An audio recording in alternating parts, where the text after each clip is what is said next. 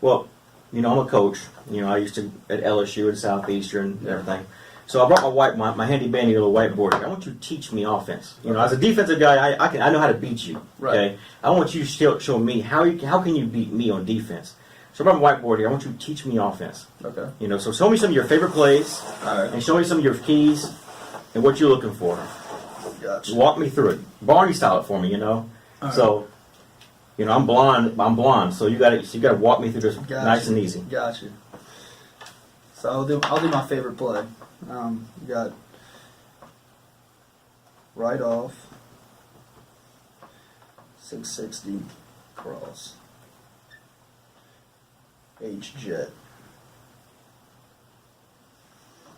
I'm gonna draw it up. Any specific coverage you want, or Doesn't matter. doesn't even matter? All right, I'll just do basic cover 4. It works for me. And after, I'll change some coverages up and stuff like that. Because it makes my read a little bit more adjustable and stuff like that towards the snap. I gotta show this up so everybody on the camera can see this. Oh yeah, I'm gonna draw it up first, and then Okay. I'll flip it and show everybody. So let's see, just basic cover 4.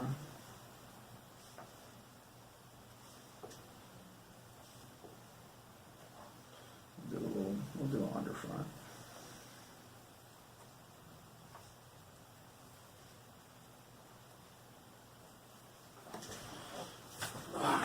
So how you want me to do this? There you Just go. hold it up like this. Alright, so right off, this is the formation right here, right off. So right off our base set is called ace, and what Y would do, he would just move out into the slot. But right off tells him he's attached, but he's off the ball. 660 is 6-man protection. We got 1, 2, 3, 4, 5, 6 with the back. This is our slide side. So these guys are going to slide right here, and they're going to be manned up with the tackle and the end. And this back is responsible for 1 to 2, or 1 to 2 out here for corner blitz outside. So that's our protection. We have a lost outside release go route. So he can protect, because we have an out route right here, a little speed out. So he could protect this H from this corner. This corner was play cover 2, and he didn't go outside of him and get his eyes pulled this way. He could really smack the heck out of that out route, and we don't really want that at all. So this is a yes-no. This is pre-snap. If I have a shot, I can take it. If not, probably not, but it's kind of predetermined. But I still want to bring my eyes this way, because that's going to bring us down to our jet route, which is our 5-yard speed out. Now let's just say if it was cover 2 and our H did see that corner sitting, he could pull up and sit into the zone right here. But most likely it's just cover 4. This corner's going to bail. This backer's going to be a little bit more outside for sure. But it's his job to beat this backer right here. Beat him to the sideline. Just a little quick 3-step speed out. And so that's our second progression. Our third progression, his number 1 job is called under 1 over 2. That's his number 1 rule. He has to get under the number 1 defender to pull his eyes this way, because we have a post curl backside. So we want to pull his eyes away from his own zone and lose him in his zone. So he's going to go under 1 over the top of 2. Now he can throttle, but he can't sit, because I'm going to get to it later, but when he runs a post curl, and let's just say it was man, he can run a dig. So we don't want them stacked on top of each other in that window. So he can kind of throttle down there in that hole, or most likely where I normally hit him is over here, because his backer pushes over. Mike tries to find him. Most likely I'm hitting right here, but I got to watch out for that safety as well. Brings us to our third one. We call it a post dig, but I like calling it a post curl because it really never turns into a dig. Mm-hmm. But all in all, he's trying to get that safety to come up, and right, exactly. Yeah. Trying to pull this safety over here. That way you have 1-on-1 on this egg, on your X on the outside. Right, exactly. So he's going to push up to 12. He's going to push the 15 on a post stem. And if it is man and this corner's chasing him, he has to flatten that off. It's his job to beat this corner. And it's my job to pull this safety's eyes, hopefully with this cross, if these two are the last only progression left. And so it's just 1-on-1 with this corner. And I also have to manipulate this outside linebacker as well. Because once he sees this back, who has a flare route, he's going to know, all right, I got him in front of me. I got to bail out to my curl flat zone. And he's most likely not going to worry about this flag. He's going to try to get underneath that curl. So let's just say that he did get underneath this curl right here, and his safety was playing like that, and that's too tight of a window. He's going to keep on moving, but staying flat. He can't drift upfield. And so that brings us to our last one, which is our back on the flare. So it's just 1, 2, 3, 4, 5. It's a true progression play. Okay, great. So show me who gets a manned up here, or your corner manned up here, your corner's manned up there. Okay. So we'll do just, I call it 2 cat, which is just basically 2 man. This corner's manned up, press. Just have him press this way. You know, as a defensive guy, I love playing man and press because, especially you guys at Southeastern, man. I know because I love that. You know, if you're gonna play football, I want you to be a Right. man. You Yeah, know, so absolutely. I want to see Right. you stop these receivers within 5 yards, and that way I can have more pressure in the middle. Right, exactly. So sometimes these guys banjo this, but all in all, we'll just say that this Sam has the Y and then Mike has the back. Most likely already, if it's 2 man, I'm probably eliminating this side in my head pre-snap. I mean, this backer's pressed up. He's playing inside. He can easily undercut the out, and this corner's he's probably gonna trail the hip of X and let that safety play over the top. So that's a really tough throw. But all in all, I still have to stare at this side. I have to pull the eyes of everybody over here so it opens up this big old window for this cross. It's his job to beat Mike. He has to beat Mike over the top, and he also has to beat Sam inside. But if Mike still runs with the back, that's even better because, you know, most likely when he slips inside of Sam, he's going to have that leverage on him for this hole right here. And then we have our post dig, or post curl, as you would say. It's his job to beat that corner. Of course, his safety, most likely the safety's going to bump over out here. He's going to try to get underneath that. But he's got to run him off completely because that corner's playing his back hip. It's going to be really hard for him to curl it up. I'm sure he'll undercut it.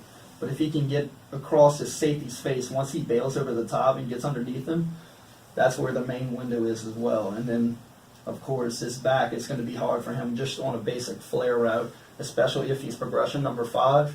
It's going to be hard for him to get wide open unless they banjo this and one of them gets confused and they both go with the cross. So, All right. yep, really going 1, 2 to 3. Okay. All right. Well, show me some more plays. All right. What I want you to do is I want you to walk me through game preparation for a defense and attacking your center, where the only way to protect that is to bring the guard down and help the nose to help out the center, which means you open up your B gap here. You might send blitz, or if you're attacking from the other side, your quick backer is going to blitz.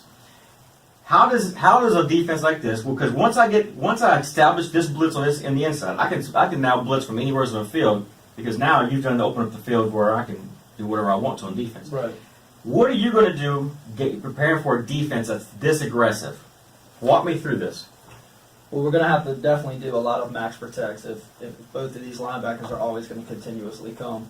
But I think that we're going to have to be very gap sound. I'm going to do a lot of slide protections and stuff like that. Like you said, we're not going to be able to run the ball as much, but what can we do with this guy on the edge? You know, can we crack block these linebackers on the inside? Is this end going to pitch peel on flat routes and stuff like that? So basically, I'm going to have to scheme around these guys, but I really personally think that it's easily to be done because I've gotten it so much in the last year or the last 2 years of my football career with amoeba defenses, just straight cover 1, seeing a lot of 0.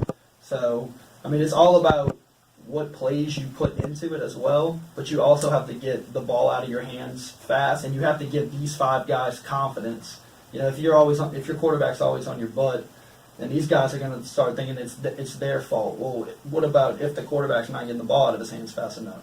So you got to really make everything work around a defense like this because it is a tough defense to play against. It's a Pittsburgh's defense. Yeah. So what can you do to help these 5 guys is basically the number one question. So what I would do a lot of slide protect, make everybody gap sound. If this was my running back, I'd have him on this side. And I like, if these guys are going to blitz, so be it. I mean, if we're gonna fake this zone over here and have him slice back because we're leaving this in unprotected. So these guys, when they come in, they can fill in all the gaps all they want, but we're slide protecting, so everybody has one responsibility. Just don't let somebody pass up your gap. and we're going to have quick routes on the outside. We'll have go route. We can always take our shot one-on-one. Yeah, it's not the highest efficiency for a pass completion, but it works sometimes, you know. But this quarterback has to hold off this free safety for whatever side he's going to go to. These inside guys, as we see our rover and our strong safety, they're inside leverage, so we're going to probably have to run a lot of out routes, but these guys know that as well. Mm-hmm. So, I mean, what you could do, you can run hitch, or you can run shake routes like that, which we also do, which is a different type of corner, but it also, you got to attack these guys. You can't just run an out route. Let's just say he was just to run, it goes to his out without attacking him, you're not threatening him. He's just going to undercut it, and it's not going to be good at all. So if you can push this guy and stem vertically and snap it off, you can win this ball game all day. Okay. But these guys have to be fundamentally sound as well up here. It all has to work. Or you could, this is what we did this past year. Bring him inside crack, bring him inside crack. We call this like Jack and Jill. Fetch a pail of water. We call it pail. Mm-hmm. We call it 45 pail, and I would just pitch it front side. And all these guys are cracking down. It's his job to beat him.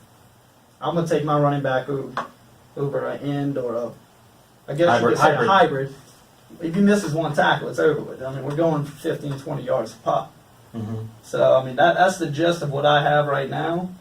Or, like I said, a bunch of out routes, some rub routes, some slants and flats. So, James, tell me about, how you've become a better quarterback. Tell me all the steps you've taken to get there.